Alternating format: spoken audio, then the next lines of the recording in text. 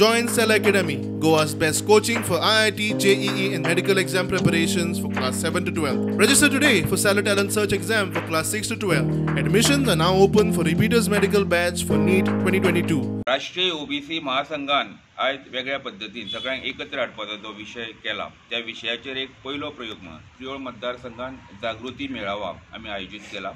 हो मेळावो येता जे 9 ऑक्टोबर 2021 दिसा नोनूस विलेज सभागृह ह्या माशेलांच्या सभागृहांत जातलो। तो एकूण समाज 19 समाज हे ओबीसीन मोडटा।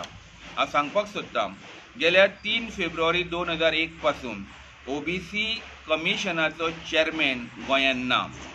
सांगपाक दुख्ख दिसता की हाज्यान पयलीं प्रियोळ मतदारसंघाचे माजी आमदार तशेंच त्या वेळाचे सभापती श्रीयुत विश्वास सतरकर ह्या ओबीसी कमिशनाचे चेअरमॅन असले, पूण तांकां इन्फॉर्मेशन ऑफिसर म्हणून बढती मेळ्ळ्या नंतर तांच्यांनी राजिनामो दिलो। ओबीसी कमिशन म्हणजे हो एक आमचो कोर्ट।